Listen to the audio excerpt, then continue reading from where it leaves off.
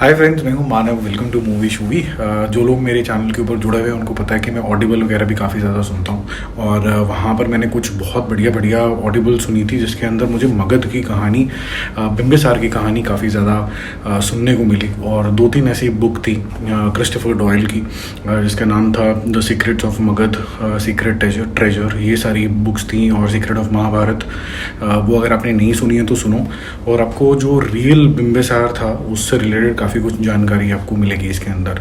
अब इस मूवी के अंदर उसको थोड़ा सा ट्विस्ट किया गया है फॉर श्योर। किस हद तक किया गया है वो डिस्कस करेंगे। क्या ये इम्पैक्टफुल था, क्या अच्छा था, बुरा था, वो भी डिस्कस करेंगे। बट ओवरऑल जो फीलिंग है मूवी को देख के वो पॉजिटिव ही है। तो जो डायरेक्टर साहब हैं मिलिंदी वशिष्ठ, उनकी जो डायरेक्शन है मैं बोलूँगा कि फर्स्ट मूवी के हिसाब से फर्स्ट पार्ट में काफ़ी ज़्यादा इंप्रेसिव है। मैं ऐसा क्यों बोल रहा हूँ और फर्स्ट पार्ट क्या है वो बताता हूँ मैं आपको। बिम्बिसार जिस तरीके से यहाँ पर बनाया गया है वो थोड़ा फैंटेसी के टाइप से बनाया गया, थोड़ा रियलिटी से हल्का सा दूर है। ओके, जो ओरिजिनली हुआ था 500 BC के अंदर, यानी कि करीबन आप समझ सकते हैं 3000 साल पहले की ये कहानी है। और जो पोर्शंस ऑफ मैजिक हैं, या तो आपको उसको कम्प्लीटली बिलीव करना पड़ेगा और उसके अंदर एकदम इमर्स हो जाना पड़ेगा, तब आपको ये मूवी अच्छी लगेगी, सब कुछ लॉजिकल लगेगा। अगर आपका ये दिमाग डाइजेस्ट नहीं कर पाया इस एरा का मैजिक, तो आप बोलोगे कि यार उस ज़माने में ये सब मैजिक वैजिक तो होता नहीं था, ये कोई रिलीजियस मूवी तो है नहीं, तो ये मैं कैसे डाइजेस्ट कर लूँ।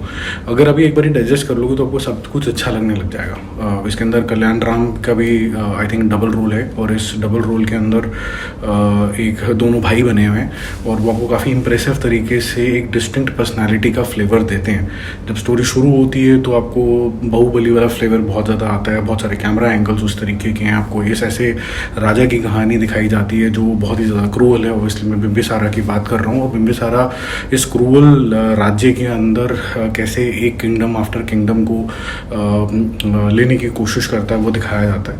बट जब ओरिजिनल आप बिम्बिसार की कहानी देखेंगे तो वो थोड़ा ज़्यादा स्पिरिचुअल था, और उसका किंगडम लेने का जो तरीका था वो था थ्रू मैरिजेस। ये थोड़ा सा इन्होंने अलग किया। और यहाँ पर जो उसका देवदत्त भाई है, जो कि कल्याण राम ने खुद ही करा है, वो थोड़ा सा गुड मैन की टेरिटरी के अंदर जाता है। तो ये जो दो डिस्टिंक्शन है वो कल्याण राम ने काफ़ी अच्छे करे हैं। बीजीएम बहुत सपोर्ट करता है, जितने भी ऐसे सीन आते हैं जो पुराने वाले एरा के अंदर है। कॉस्ट्यूम बहुत बढ़िया, लेकिन फिर भी आपको बाहुबली की याद दिलाता है। स्पेसिफिकली बीजीएम और कैमरा एंगल और फाइट सीक्वेंसेस तो आपको काफ़ी ज़्यादा उस तरीके की याद आपको पक्का दिलाएंगे। वीएफएक्स के साथ जो इशू है वो ये है कि वीएफएक्स स्टैंड अलोन तो अच्छे हैं, लेकिन बाहुबली में एक चीज़ अच्छी थी कि वीएफएक्स प्लस सेट्स थे। यहाँ पर ज़्यादा ओवरडोज ऑफ वीएफएक्स में आप आइडेंटिफाई कर पाते हो कि ये वीएफएक्स है।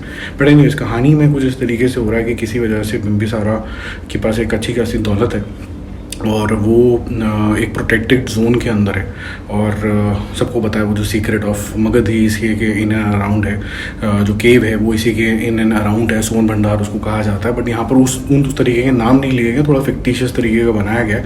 अब उसको अपना नाम जिस तरीके से उसको एक क्रूअल राजा समझा जाता है, और एट द सेम टाइम उसको ये जो उसका ट्रेजर है आज के टाइम के हिसाब से बचाना, और वो किस वजहों से और किस मेथड से आज के टाइम में आ जाता है, ये आपको देखना होता है मूवी के अंदर। इसके अलावा बताऊंगा तो थोड़ा सा आपके स्पॉयलर्स हो जाएंगे, क्योंकि शुरुआत में ही मूवी जो है वो पीरियड में है, और फिर उसके बाद जो मूवी है इंटरवल आते आते थोड़ी मॉडर्न हो जाती है। और मॉडर्न टाइम में आते आते जो बिम्बिसार का जो कैरेक्टर है वो कैसे एडजस्ट करता है मॉडर्न टाइम से, वो भी थोड़ा सा इंटरेस्टिंग एस्पेक्ट है। बट बाकी जो सपोर्टिंग कास्ट है वो सबसे बड़ी डिसअपॉइंटमेंट है मेरे ख्याल से। तो सबसे जो बुरी चॉइस मुझे लगी, एक तो वेनिला किशोर।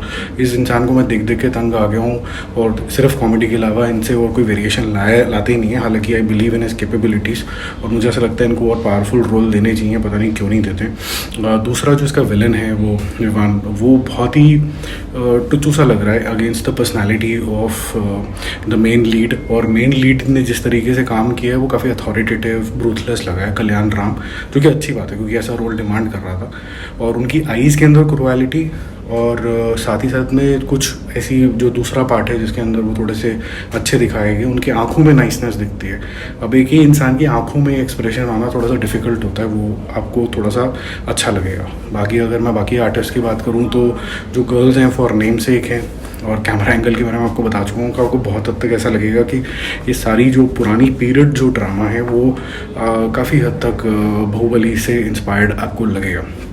जो रीजनिंग दी गई है अगेन आई एम सेइंग कि वो किस वजह से यहाँ पर आता है, क्या रिजॉल्व करने आता है, वो जो रीजनिंग है और किस मेथड से आता है, वो आपको एक स्विच ओवर करना पड़ेगा दिमाग में कि ऐसा हो सकता है। जैसे ही वो स्विच ओवर हो गया आपको सब कुछ इंटरेस्टिंग लगने लग जाता है। बाकी परफॉर्मेंसेस के बारे में बात करें तो सबसे पहले तो आपका सवाल यही हुआ कि बहुत टाइम से 2015-16 के बाद कोई बहुत बड़ी हिट नहीं दी है कल्याण राम ने, और अच्छी खासी इन्वेस्टमेंट के बाद ये मूवी बनी है।